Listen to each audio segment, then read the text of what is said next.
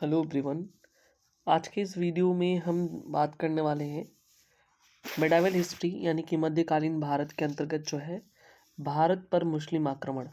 ये हमारा पहला वीडियोस है मध्यकालीन भारत का, जो कि आपके आने वाले जो भी एग्ज़ाम है उनमें इम्पोर्टेंट है।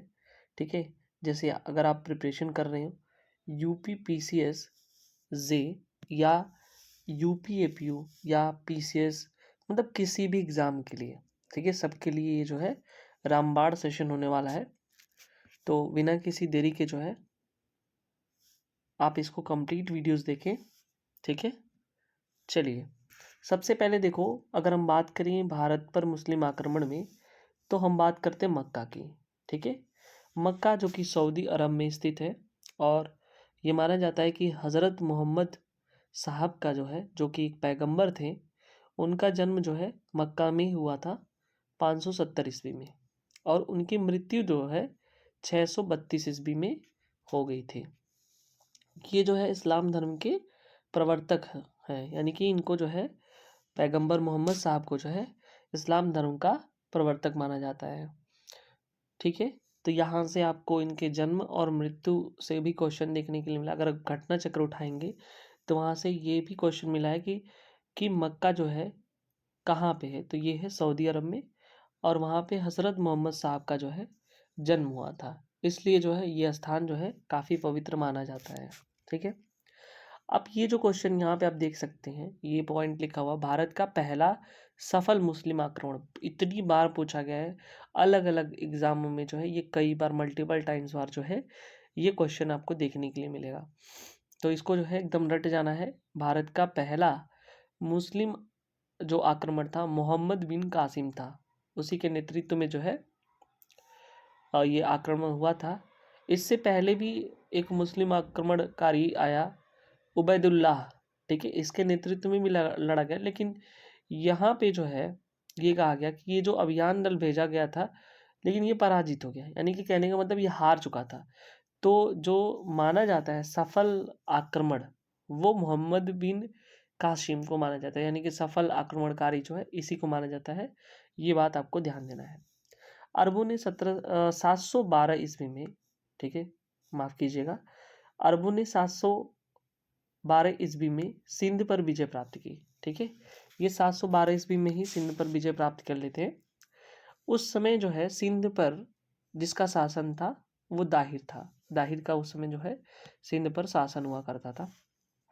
एक फ्रांसीसी ग्रंथ है जिसका नाम है चचनामा, काफ़ी जो है महत्वपूर्ण ये पुस्तक है, एक ग्रंथ है जो अरबों द्वारा सिंध पर विजय की जानकारी देता है। तो क्वेश्चन आता है कि चचनामा जो है क्या बताता है, तो चचनामा जो है अरबों द्वारा सिंध पर विजय की जानकारी मिलती है इससे, इस पुस्तक से। ठीक है, और इसके अनुसार जो है सिंधु देश की राजधानी क्या थी, अरोड़ थी। तो जितना हमने हाईलाइट किया है वो सब जो है एग्जाम में पूछा गया है और आपके लिए महत्वपूर्ण भी है। तो उन पॉइंट्स को जो है आपको ध्यान रखना है और याद करना है। ठीक है, गजनी वंश का जो संस्थापक था वो अलब्तिकीन था, और गजनी वंश जो था उसका एक अन्य नाम था जिसका नाम था यामिनी वंश।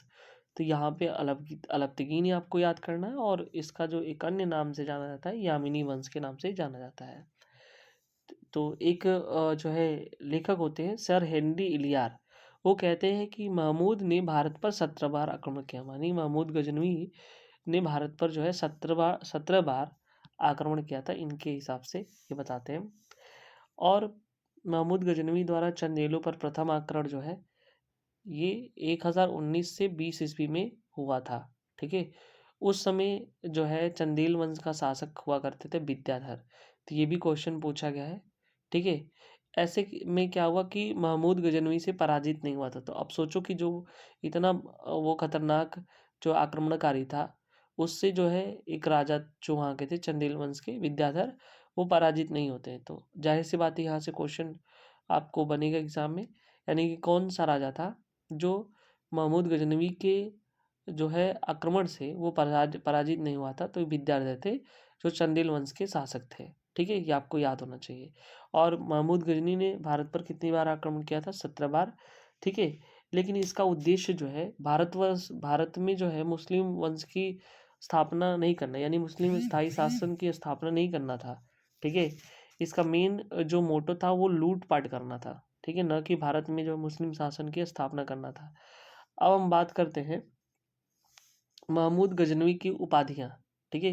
यहाँ पे एग्ज़ाम में क्वेश्चन पूछे जाते हैं और आपके लिए इम्पोर्टेंट भी है। तो महमूद गजनवी की उपाधियों में यामीन उद दौला की उपाधि मिली थी, जिसे आमिल उल मिल्लाह जे एक और थी, ठीक है।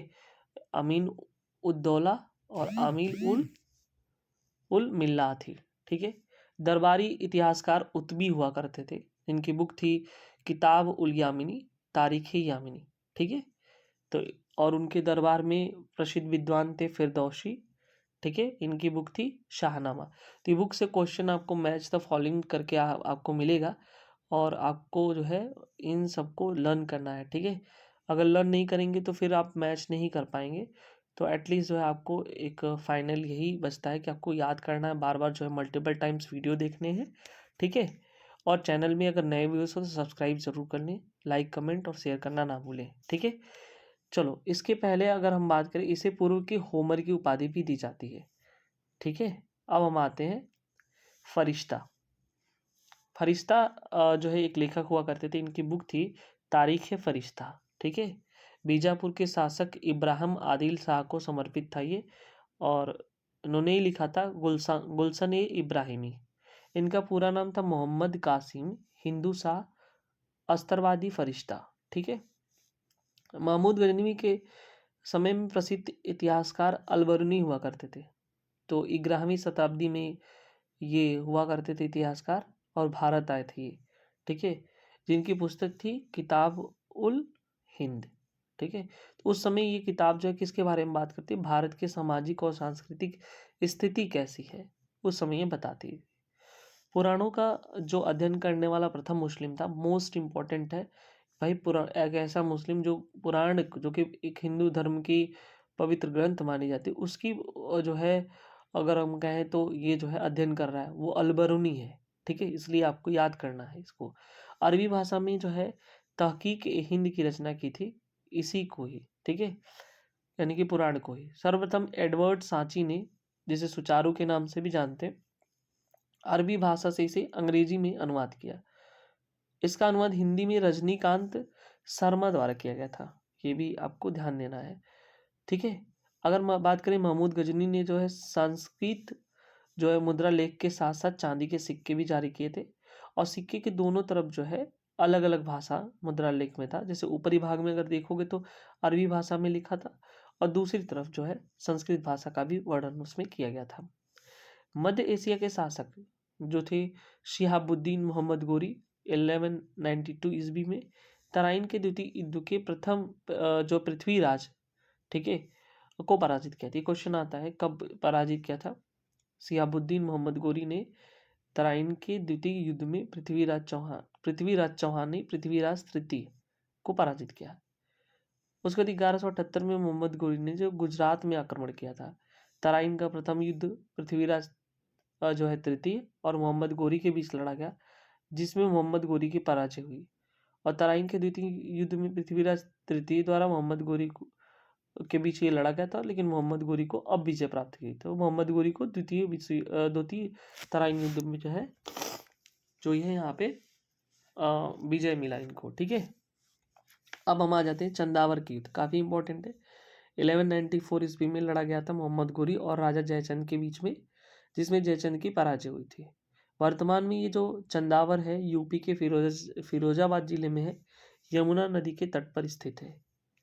मोहम्मद जो इनके जो सिक्के थे, ठीक है, उसमें देवी लक्ष्मी की आकृति बनी थी, और इसके दूसरे तरफ जो है कलमा यानी कि अरबी में खुदा हुआ था। मतलब ऐसे सोच लो कि एक तरफ लक्ष्मी जी की आकृति है, दूसरी तरफ जो है कलमा जो है लिखा हुआ है, ठीक है। कुछ महत्वपूर्ण पीवाईक्यू भी देख लेते हैं जो हमने अभी पढ़ा था। उसमें जो है सोमनाथ मंदिर पर महमूद गजनवी ने जो है क्या किया था, हमले के बाद जो है सोमनाथ मंदिर का पुनर्निर्माण जो है कौन किया था, भीमदेव ने। तो हमला कौन किया, महमूद गजनवी, और उसका निर्माण जो भीमदेव ने किया था। मोहम्मद गोरी ने जयचंद को पराजित किया, कहाँ पे, चंदावर की युद्ध में। सिक्कों पर देवी लक्ष्मी की आकृति बनवाई मोहम्मद गोरी ने। बिहार का प्रथम मुस्लिम विजेता जो था बख्तियार खिलजी था, मोस्ट इम्पॉर्टेंट है। बिहार में तुर्क सत्ता का वास्तविक संस्थापक जो है इब्न बख्तियार खिलजी, और नालंदा को भी ध्वंस करने वाला या विध्वंस किया किसने? बख्तियार खिलजी ने। बाकी जो इम्पोर्टेंट पॉइंट था मैंने ऑलरेडी डिस्कस किया है। तो आई होप ये वीडियोस आपको अच्छा लगा होगा। Thank you so much.